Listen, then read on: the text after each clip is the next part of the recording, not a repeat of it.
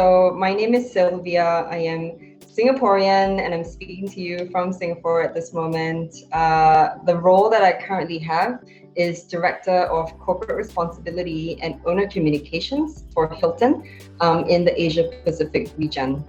So let me rewind a little bit. About 15, 16 years ago, so my first job was with the Singapore's National Arts Council. It's a government agency where I spent 7 years across a range of roles that included international relations, cultural diplomacy, festival programming, community development, and corporate communications. So after 7 years, delightful years with the agency, I then took on a private sector role with Hilton.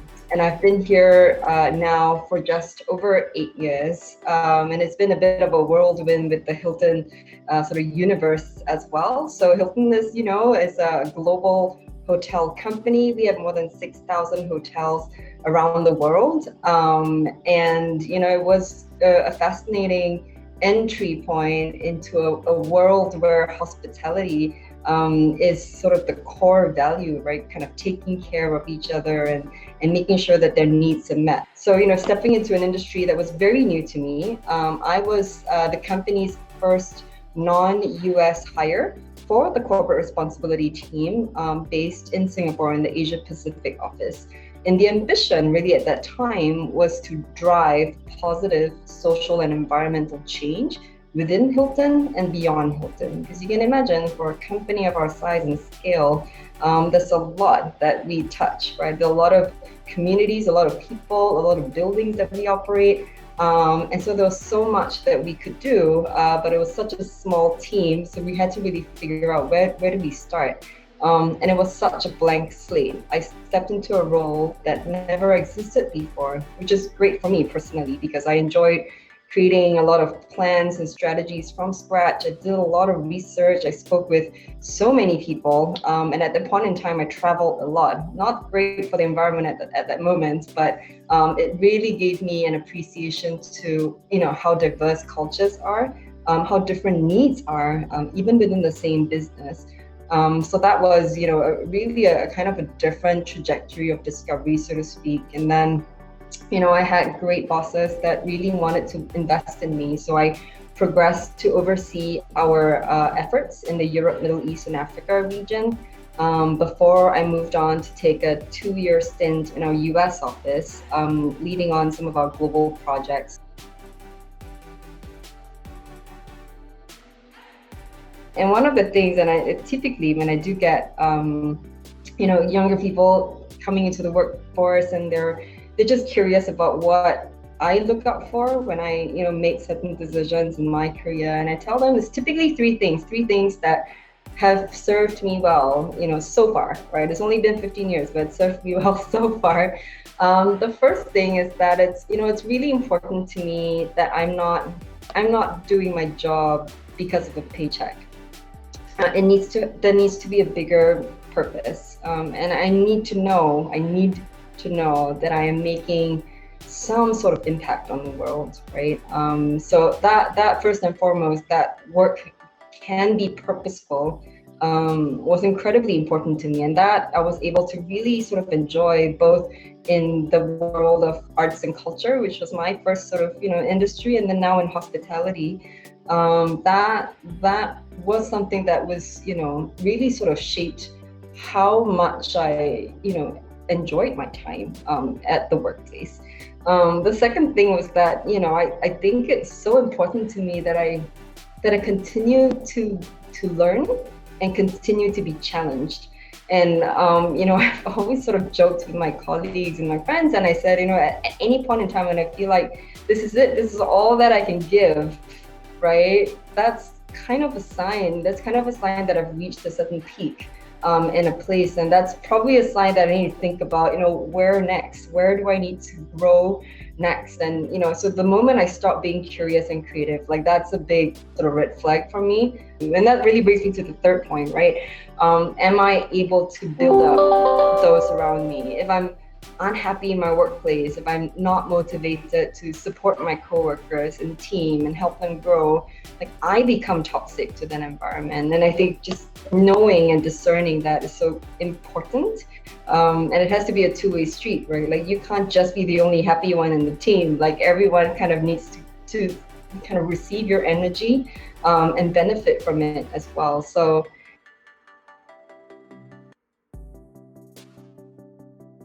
as you said, the hospitality industry, like so many others, has been so heavily impacted by the pandemic.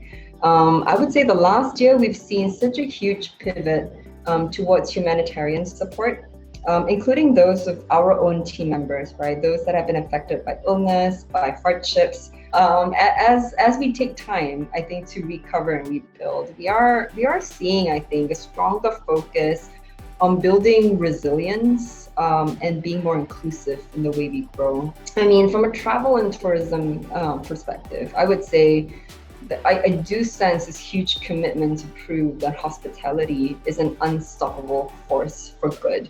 And we know that. We know that from the jobs that we create. We know that from the experiences that we're able to give people, when they travel around the world. And it's also been said, because of travel, there is a deeper appreciation for culture, for the environment. It does grow you as a person, right? So I think that there is something to be said about how do we keep the lights on, even in a time where you feel like, yeah, you're not taking a plane to go somewhere else, but even if you're traveling in your own country, even if you're, doing something a bit different, it's doing a bit of a staycation or visiting a part of your country that you've never seen before. What does that start to build in you as a traveler, as a citizen of the world, as they call it, right? What kind of attitudes, do we really want to embody and encourage in a time like this? I would say that, even though there's not a lot of international travel that's happening right now, I think this is a period of time where people are rediscovering their own home countries or wherever they're calling home these days. Where I am in Singapore is so tiny, right? So you would kind of argue, have you not seen every corner of this island state? But, I think people get very creative when they're given certain boxes to play within. We've had obviously a lot of travelers that we see get excited about taking short weekend road trips, in a different part of the country that they're in that maybe they've forgotten about, right? They've been so distracted by the world, right? And all these other places that they can go to, that sort of maybe exploring your own backyard feels a little strange. But again, I think that's starting to kind of come back in a way that's kind of interesting, because you're just starting to get to know your home environment with a new sort of lens, with a new perspective, and everyone's sort of in the same boat, right? It's not like some people get to travel and others don't. There's the sense of solidarity that we're all trying to figure this out at the same time. And then I think we're hopeful that once borders open and it's and everyone feels confident and safe to travel, that they want to do so, because there's something so special about, traveling the world.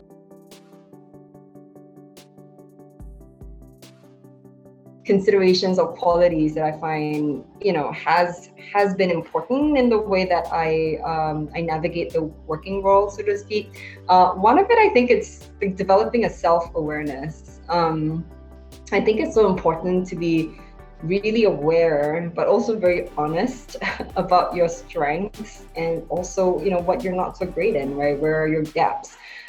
Even if you don't know what they are. And, I think about the time when I first started, my career, and I was fresh out of school and I don't really know what I'm good at. It's okay, right? Like you're taking time to discover what these strengths and gaps are, even as you settle into the workplace. But really, if you think about it, every job, every role, if done by a different person, sort of comes through a bit differently, right? Nobody does it exactly the same way, because we're not built that way. We're not robots, right?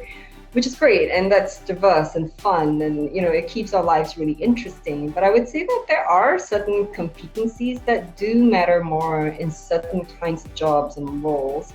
So that sense of self-awareness, the sort of self-honesty, is so important, because it helps you discern if what you're good at complements what what the job needs, right? And if there is always a bit of a conflict and you realize, you're spending most of your time trying to improve something that's really difficult for you, like it's an uphill battle every single day, like have a really honest chat with yourself and say, is it because like you're not learning quickly enough? Is it because you don't really know what your skills are, what your strengths are?